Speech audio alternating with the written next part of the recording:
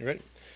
All right, guys. Good to see everybody. It's been a while since we've seen everybody. I feel like it's been several months, I think, since the last time we saw you guys before playing our last game. I think, first of all, just want to mention the people in the western part of our state. My heart was broken when you hear about that went on down there. There's a ton of people who want to help, including us here. I know our football program is working on some things right now to be able to try to help down there. Actually, my wife's down there today helping clean up. Just talk with her. The devastation is incredible. She's in Mayfield, and I know we have a lot of people that are affected by that. So just want to say that and think about those people. Then also some great things happening here at Louisville with our volleyball team. Shout out to them. I think they play tomorrow night. That's going to be tremendous. Hopefully they'll win that one because I'll plan on being on Saturday's game if they win that one. So that is going to be historic for our volleyball program. And then today is a great day. We've got a great signing class that's coming in here. Obviously today is the first signing period that we have here. And, for us, recruiting doesn't stop. It's going to continue on. Even after today, it'll continue throughout Christmas as we head into January as well. When you think about the portal, the life of college football now, the landscape has totally changed, and I think we really kind of felt it this year for the first time. And when you combine NIL opportunities with one-time transfer, it's a game changer, and we saw it today. There's some big news that came out today with that in regard to some players. But I do want to mention real quick about some of our guys. Caleb Johnson, quarterback from Alabama that we've been recruiting for a long time, had a tremendous year. State, up for state player of the year in Alabama. Won the state this year, 40 touchdown, man, incredible. So we're excited. He's going to be here in January as well. So he'll be, here for spring practice. So we're really excited about him. Maurice Turner, a running back / wide receiver, a very good skill player. Came up to our camp this summer, did a great job for us. Was dinged up a little bit this year. I think his numbers were down because of that. But we're excited about getting him here. As we move down this list, Tion Evans is a transfer from Tennessee that we're excited about getting. That'll really help our running back room. And if you go back and watch some of his clips, outstanding player that brings great size and speed to that room. Chris Bale, player we've been recruiting for a long time. We were very excited when we saw the paper come across there with his signature on it. Really think he's going to be a monster. He's 215 pounds, can really, really run. Saw him this year against one of the best players in the country at Collins Hill, and he had a great game. So, we're excited about Chris and what he's going to bring to the wide receiver room. Dee Wiggins is a player that we've played against before. We've seen him at Miami. He brings a ton of experience to our room, and we're excited about Dee, and he's a great person. Got a chance to spend time with him as well when we brought him up. Chance Morrow, another player, very tall, very long, can jump, basketball player. We're excited about Chance to be another guy for the outside there at receiver. Isaiah Reed from Tennessee, big O-lineman, 6'6", 295, close to 300 pounds, can really run. Love his feet. So he's a physical player. We think he can play guard, tackle. I think he can play a lot. So we'll see once he gets here. Max is a player from Canada. He's a guy who we brought down and brought his dad down here on a visit. Another big player, 6'6", probably close to 300 pounds at this point now. So excited about him, what he can do up front for us. And then kind of a wild card, I think, in the whole class here was MG. Not even going to try to pronounce his name. We call him MG, player from Venice. Has only been playing for 2 years. This is his second year of playing football. Now, he's a 6'7" player that's 270, 275 on his visit, right in that range. Can really move. His family's they're all tall. His cousin was here today, plays international basketball, is 7 feet. So he may be still growing. I don't know. But he's a very intriguing player that can really run. We think he'll be a monster as well. He's 270 and he's really skinny. So, he's going to be over 300 pounds easy once he gets in our system. Nate Kariski's a tight end. We've been on some time as well throughout the summer. He can really move. He can play a Y and an H position, so we're excited about him as well. Popeye Williams, man, what a great person this guy is. He's from right up the road in Indianapolis. Has been down here a bunch of times, and, man, we're excited about him. Great family. Love being around his people. He's going to be, I think, an instant impact type player as a pass rusher off the edge. He's a mature body player. He looks like our guys walking around like he's been in college for 2 years already. So and he's a serious-minded. I mean, he's very focused. Love what he can do. D'Angelo Hutchinson is a free safety athlete. He can played quarterback, play receiver, played DB, and so we're thinking he's going to be a great safety for us to come in here and be that windshield wiper type guy back there in the defensive backfield. You guys, you know Salah Brown. Salah is a kid from right here in Louisville that's one of the best players in the state, if not the best. Had a tremendous impact on Male High School over his career. On what he was able to do, and he has an infectious personality. I mean, he will bring it every time he comes into the room. His smile lights up the room. Really love what he's going to bring to our D-line, and just man, he's a great recruiter too because he helped us on a lot of these kids. MJ Griffin is a transfer from Temple that had I think over 60-some tackles last year, 65 tackles. Again, brings some great depth at our safety position of what he'll be able to do. We know that's a need for us. And Momo is a guy that played at Ole Miss, and I'm telling you, he is another great kid. As you guys see that on social media, I mean, everybody's talking good about him. They all loved him down at Ole Miss. He actually played against us this past season, and I think he had 3 tackles against us. But, we're kind of thinking that CJ every spot, he'll be a guy with some great experience to come in here, and over 200 tackles in the SEC. So, he brings some great experience.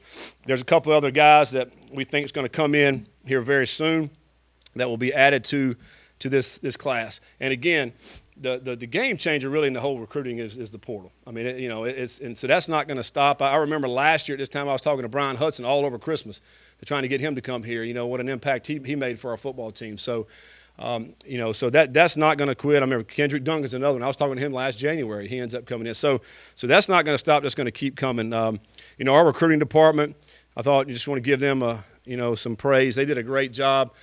In that, Pete Nocta, Aaron, Caroline, Carter, T-Mac, Clay, Connor, all the guys in down there. That is just a tremendous job. They worked tirelessly to bring forth these type players. And not only great players, we want to bring great kids of character into this program. So when you walk in the building, you're going to be greeted with a smile, and you're going to like what you see when you talk to our players. And so that's something that we'll all be proud of. I'm excited about this class. I'm excited about where we're headed within that. I kind of want to address also, kind of this season, looking back at it, and then kind of where we're moving forward with it. Very disappointed 6-6, quite honestly. We got high expectations for this program. We want to compete for ACC championships, and that's where we're headed next year. I think, we're going to a bowl, but anytime you win 6-6, that's average. We don't want to be an average program. We want to be one of the best programs in this country, and so everybody can look at it and look up to it. And and that's where we're headed.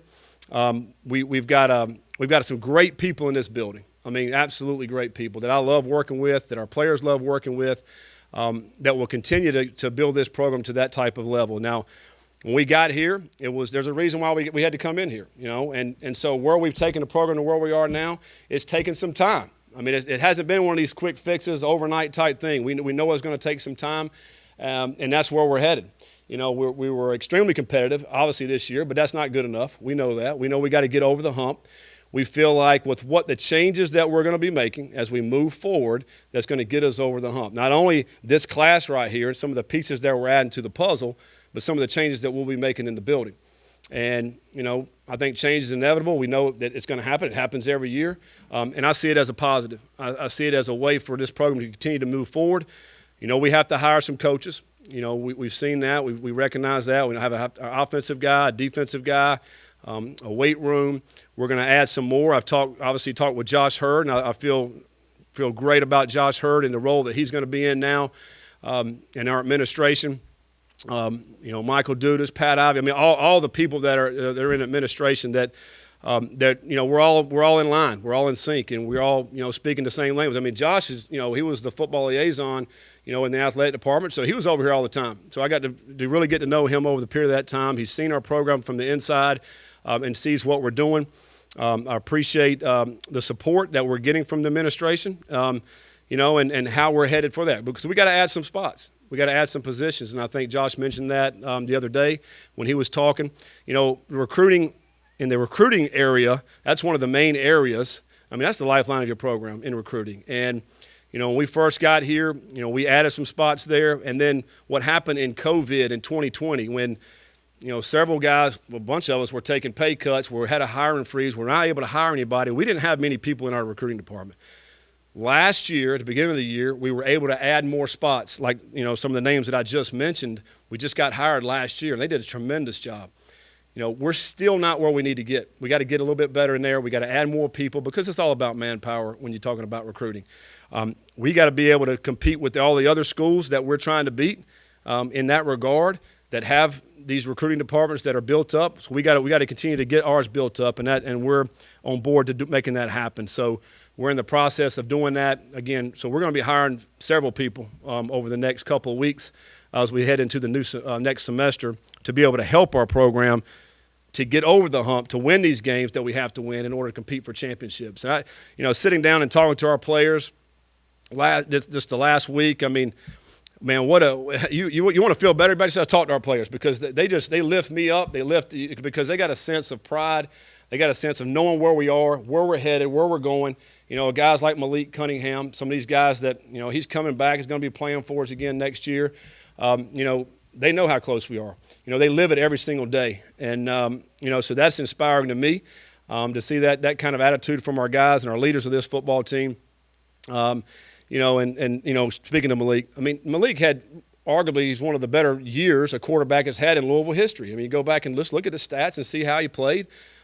He could potentially be a 3,000-yard passer, a 1,000-yard rusher, and a 20-20 guy, after this next game, and that's very realistic. So I'm excited about Malik. I'm excited about what he's going to be able to do. Some of these, receivers that we're going to add to the mix going to really help the passing game. You got most of your O-line back. You got the running backs back, adding another running back. I mean, so there's a lot of things happening there. Defensively, we're adding some pieces to the puzzle. We're not done yet. We're going to continue to add some more there so as we head forward into this. I also want to talk a little bit about our bowl. We are playing Air Force Academy in this bowl. So that's coming up here in a couple of weeks, week and a half, and we're excited about going to Dallas to play in the First Responder Bowl and against a team that's number one rushing team in the country, number one time of possession in the country. We limited possessions on offense. A lot of respect for them and their coaching staff. I do want to say their running back coach, Tim Horton, is actually the one that got me involved in football, which is crazy. He was at App State. He got me to walk on at App State, and I ended up going there. Of course, started for 3 years, was a captain my senior year. Well, my first coaching job was back at App State in 98. Well, Tim Horton was the running back coach, so I coached with him 1 year. He leaves in 99 to go to Air Force Academy with Fisher DeBerry, and I get to slide in that full-time role right there. So he actually helped me in two regards. He got me to school, and then he got me a full-time job when he left. But he's the running back coach out there. Fun fact about Tim Horton is that when he meets you, you will get a card at the beginning of the season every year. Every year. Everybody he's ever met over the last 25 years, they get a card from him at the beginning of the season. It's unbelievable. I don't know how he has time to do that. But a tremendous man. And because you think about impacts that coaches make, like he literally started my whole career. This one coach right here that we're going to be going against at Air Force, we're still going to try to beat him bad, though. So, but I think I just needed to mention that just because of how it impacted my life. When we talk about how we as coaches impact the kids' lives, and that's what we're all about. So yeah, we're excited about playing the Air Force Academy. We know they're a very good team. The kids play extremely hard. So that's going to be our game here, and we're getting ready for them now. So we've been in prep now since last Thursday. We practiced Thursday, Friday, Saturday. We gave them all Sunday. We're practicing all this week. We're going to give our guys off this weekend and Monday to give them time to go home for Christmas. So to get Saturday, Sunday, Monday off, we'll be back in here on Tuesday and really start our game week prep after that. So I'll open it up with questions. Scott, two questions. One, you mentioned changes for the program. You mentioned obviously some coaches who are gone and you have to fill those spots. Yep. Do you plan on making any other changes with the coaching staff? And two, on the recruiting side, how many people do you want to add, and just kind of just touch on the importance of beefing that room up when you're trying to compete in the ACC? Yeah, I mean, as far as the first question about coaching staff, that remains to be seen. We'll see where we're at with that as we get through the bowl prep. So we'll see where that goes. In the recruiting department, we got to continue to bolster the department. So guys that will be coming into that, they're recruiting. They're out. They're getting they're getting all the data that we need from these recruits. Trying to start the conversation with these recruits. It's all about relationships. We know that in recruiting. and many as manpower that you can have within that room to recruiting, then obviously you're going to have better relationships and more opportunities to get players to come up here. I've seen where programs have, they'll have a guy for every position, to help recruiting. I mean, so we're not getting to that point, but we do need to add more people into that room to help that out. We've got, let's see, 1, 2, 3, 4, and I would say on average most people are going to have 7 or 8 on average. So we're looking to add 2 or 3 more people down in that room to really just to get up to where most of the people at our level are going to be at. Scott, with the 2 coaching changes, I know you've got a bowl game to prepare for. Do you anticipate anything anytime soon? And will you look at changing, Stu did special teams and tight end. Will you look at changing things around or bringing a linebackers coach or kind of the thought process? Well, right now we're going to stick with what we have in-house. We've got, the GAs, the quality control, the analysts that are here in the building. And Carl helped out with Stu a bunch in special teams, so he's going to take over the duties in special teams as we head it through the bowl season. Coach Spear will head up the tight end room as we head through bowl season. So we have it in-house. You're not going to be able to go out and get a coach like right now to be able to come in here, learn what you're doing, and coach that. So, we've gotten some great people that have reached out across the country that are very interested in the jobs here. Obviously, we've been focusing on recruiting the past week and a half, and so we'll start now. Start talking to some of these coaches and try to get some stuff lined up as we head, primarily for the next semester. Have you thought about though down the road, like in January, if you do hire, will it be a tight end special? Yeah. Well, no, we're not pigeonholing anything with that. I mean, there's a lot of different ways we can go with that. So I'm not going to say, all right, it's just going to be in the same role that Stu was, whereas he's tight end special teams. No, it could be a lot of different factors within that. Number one, how are you, just following the death of your father and just dealing with that period of time that you had after that? And then if you could talk about Caleb a little bit more too. Yeah, well, I meant to say this earlier. There's so many people that reached out. I mean, I know that was a tough deal. I found out literally an hour before the Kentucky game about my dad. I was very fortunate this year. We played at Wake, we played at Duke, and we played at NC State. And all 3 of those, I got to go home. I was able to go home the day we flew down. I drove over to see my mom and dad those 3 times. And, I was blessed because I wouldn't be able to do that. Like any other time, it just so happened to be this fall. So I was able to see him and my mom. And then, we knew at some point it was going to happen. I actually thought it was going to happen before the Central Florida game. And then he got a little bit better. And then, that Friday before Kentucky, my mom called and said it's not looking good. So actually she put the phone right by his head. I got to tell him I love him, and all that. And then the next day is, I want to get the text. And that was really tough. But all the people that reached out, I really appreciate that. I mean, anybody that's ever had to go through anything like this, what we're going through.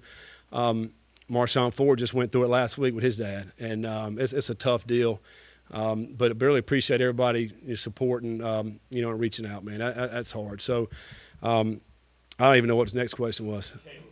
Caleb Johnson. Caleb, man, he came up this past summer, and we were able to see him throw. Really good sized player. And we watched his film, loved his film. Then he came up and threw and was like, man, he's in presence, got a great presence. He's about 215 pounds, so he's a good sized quarterback. He's not a stiff back there. He can run pretty good. And then he's pretty intelligent as well. Like football savvy, he's really good. So he came up and threw for us, and we really liked what we saw. And then, man, what a year he had this year. I mean, he had some really good wide receivers to throw to, and it's a really good program. I really like the kids that come out of Alabama. They're coached well. They're prepared to come to college. And again, he's coming in January, so that's awesome. So he gets to sit in meetings. We get to go through spring practice and all the things that's nature with that. Something else I forgot to mention. He's a 2-time captain on his team. If you go back and look, there's out of all the high school kids, I think everybody was a captain except for maybe 2 guys. Like I love that leadership that you're getting from these players that are going to be able to come in here, compete, go in your locker room and help lead this team. And, because those type guys, when things get sticky, because they will get sticky, they're going to get you over the hump. They're going to get you to be able to win these close games. Scott, after the Kentucky game, obviously you had a lot more important stuff to deal with immediately following that game. But at the same time, there was a lot of noise around this program in the week. How aware of you of that noise, and what did you think about the reaction of the fan base? Yeah, I mean, I'm aware of it. You know, I don't just look at the social media and look at all. I'm not reading it. But I am aware of it. And, I know we got a passionate fan base. That's awesome. Like you want a passionate fan base. Like we want people to care about our program. And at the same time, nobody cares more about the program than I do. Nobody cares more about the program than these coaches and the people that are in this building and the players that are right down this hallway right here. And, we want a passionate fan base. We love it. But we love to have everybody's support as well. Obviously everybody wants support. I don't care who you are. And, but yeah, 6-6 is not good enough, and it's not good enough to get blown out by your team that's right down the road. That's your rival. I get that. I understand that. But we have a job to do, and we got to get better. We know that. And but you don't want it any other way. You want your fans to care. You want them to be mad when you lose, and you want them to be ecstatic when you win. And so that's part of the business. It's like that at most programs and most places out there. So yeah, we were very disappointed, obviously. And, that was about as tough a week as I've ever had, really. I think, when your dad dies, you lose to your rival. It's not, there's a lot of negativity going around. But at the same time, we had a class to sign in 2 weeks later, a week and a half later, so you don't have time to rest on your laurels or to sit and have a pity party. You can't do it. We have to continue to move forward, continue to go get great players more than ever to bring in here to help us win, so that days like that doesn't happen. And we picked a bad day to have a bad day for sure. We know that. And and I think Coach Stoops has done a great job with this program. He's been there long enough now to get all the type of kids he wants to get in there, and he's got it built up pretty good. It's ironic that we played an Ole Miss team this year that had in the history of Ole Miss football, it's the first time they've ever won 10 games. It happened to be the year we play them. And Kentucky wins 9. It was one of their better years they've had in the history of their program. We played some good teams. There's out of the 6 losses, 5 of those teams are ranked 22 or better at the end of the season. That's pretty good teams that we're in there with, and 3 of those teams came down to the last play. So we're really close. I know people don't want to hear that. They want to hear us winning these games and we're over the top. But that's what we got to do, and that's where we're headed, and that's what we're going to do. We're excited about it. I'm very optimistic about where we're headed. And I think with the additions of the guys that we'll bring in here, not only players but also staff, is going to help us get over the hump, and we're going to win these close games, and we'll be celebrating a lot more than what we have in the past. Scott, kind of on that note, as you mentioned, you guys were out recruiting while all this noise was going on. What was the message to the guys that you were recruiting about, what's happening with all the fan base and bringing potential what is a great recruiting class? Well, it's not – it wasn't only just the football side of it. It was some other things going on too within the university that was out there, So there was a lot of things going on. We just try to stay laser focused on what we have to do here in this program. And so depending on who we're talking to, Caleb Johnson, hey, we got to have a quarterback. Like you got an opportunity to come in here this spring, you're going to be competing right away when you get here. And Evan Conley had a surgery, so he's probably going to miss out on some practice of spring. So you got an opportunity to come here and get a lot of reps. So each one of them was very specific. You talk about the wide receivers, our room we got pretty bare. We got an opportunity to come in right now and play at wide receiver. So I think it was depending on who we were talking to, what position it was, to let them know we need you. We need you to come be a part of this program. So that's what we were selling. And really selling the fact of how close we are. You're going to help us get over the hump. Scott, you mentioned the other stuff going on. Your talks with Vince from the meeting that you guys had. How did you feel coming out of that? And then you were on the road. What were you hearing that next week, and kind of, what he did for you, while you were here, while he was here? I owe a great deal to Vince. He got me here. He gave me an opportunity, and we had a great meeting. We were in there a little over 3 hours and went over the whole program from top to bottom. Every person in the building we talked about, and good, bad, strengths, weaknesses. What do we need to do here with all of them? And I went in with my talking points of what we had, where we are, where we're going. And I thought it was a great meeting. I thought we had great dialogue. really both sides. But I went in there with a plan of what we felt we needed to do in order to help this program. And some of the things we've talked about, that continue to invest in our program, the things we need to do in recruiting, the things we need to do staff-wise to continue to help elevate our program. All those things were discussed, and I felt really good about coming out of the meeting. Like you mentioned, we went right back out on the road, right after that, and try to go in here and solidify this class and to continue to build in great players that'll come in here and help us win. Scott, you mentioned the transfer portal and how it changes the game, and it goes both ways. Can you kind of talk about some of the guys that you've lost since the end of the season? I mean, you have some receivers who are pretty key to you who won't play the ball. Yeah, I mean, it's some of our guys have been here, like for example, Justin Marshall. He graduated, has been here 4 years.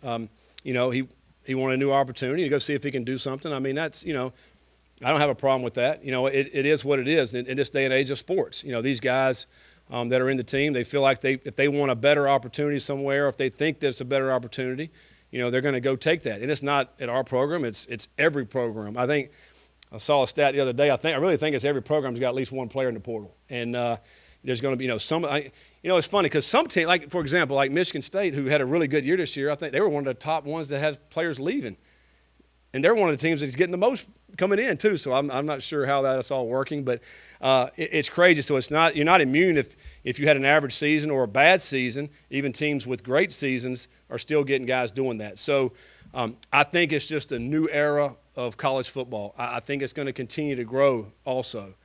And then with the NIL things that are happening. Speaking of NIL, this is one great thing we got going on for our city here. So many businesses that want to contribute to that and pour into our student athletes. We've had several on our team this year that really benefited from that, and I think it's going to help in the future. These guys talk. Our players talk. They talk to these recruits. They hear that. And I think I heard Coach Kiffin. I don't know if you guys heard it yesterday. Maybe something about we're in free agency.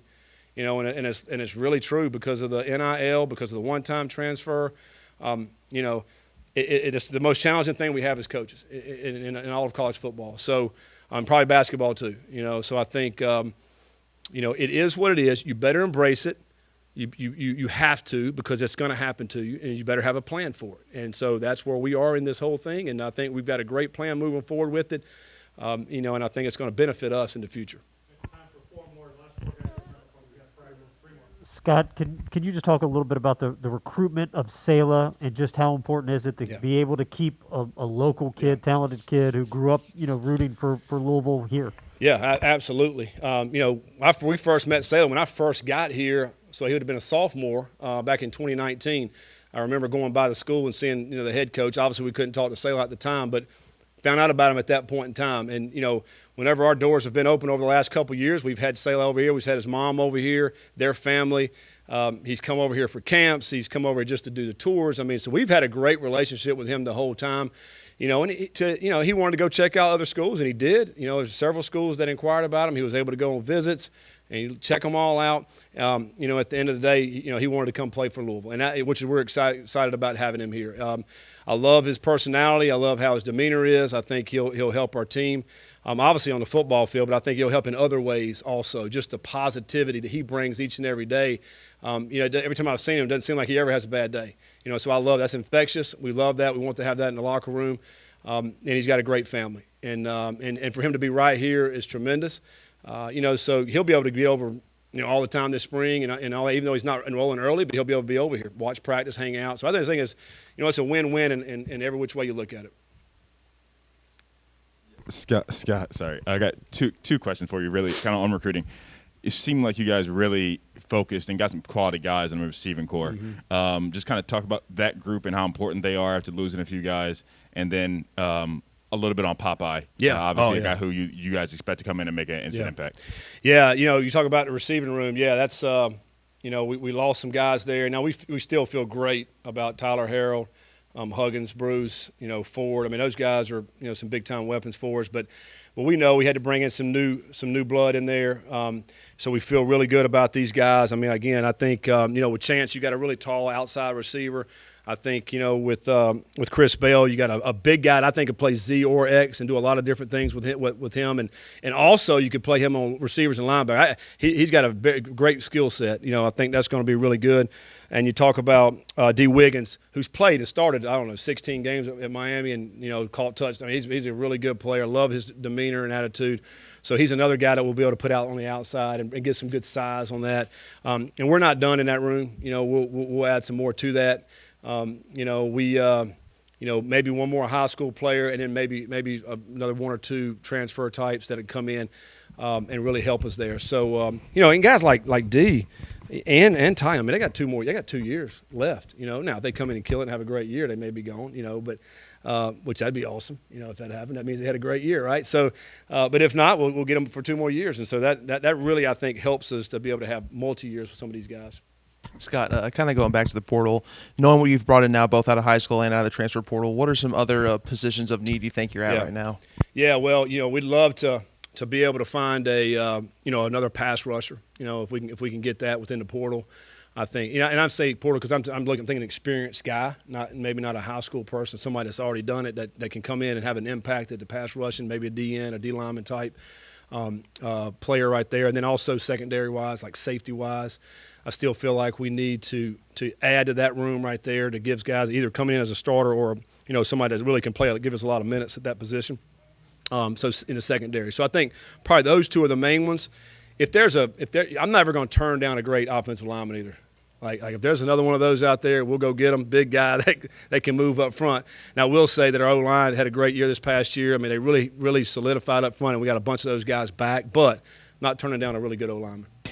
Speaking of O-line, Coach, the 3 you have, Isaiah, you signed Isaiah, and he made a lot of strides. I know he got injured, but the other 2 guys were a little under the radar. I mean, how did you find whatever MG? MG, yeah. Well, Coach Ivy's got a great relationship down in Southwest Florida, and that program, Venice, is good every year. And Coach down there, I've known him. He played at Georgia Southern. He's done a great job, and he's like, guys, I got a diamond in the rough. And Coach Ivy went down and watched him practice. Coach Bick went down and watched him practice. He can move. And for a guy who's not played football, he speaks 3 languages. He's very intelligent. He's not played football very long, but he's played right tackle, left tackle. And with that size, you can't find guys walking around here 6'7", that's 275 that can move like that. So, we said, listen, let's get him in here. We'll be able to develop him, and we think he'll be a great player for us down the road. So we just got another commitment of wide receiver, Devon Mortimer, out of Fort Lauderdale, which we think's an outstanding player. So we think he's kind of in that Tutu Atwell mold, just a little bit bigger. I think he's 168 compared to what Tutu was when he came to here. It was like 140. But you're talking about a dynamic punt returner, kick returner, skill player to add to that slot position. I think it's huge to go along with these outside guys that we just mentioned. So that's another addition to the receiver room. Good. All right. Thanks, guys.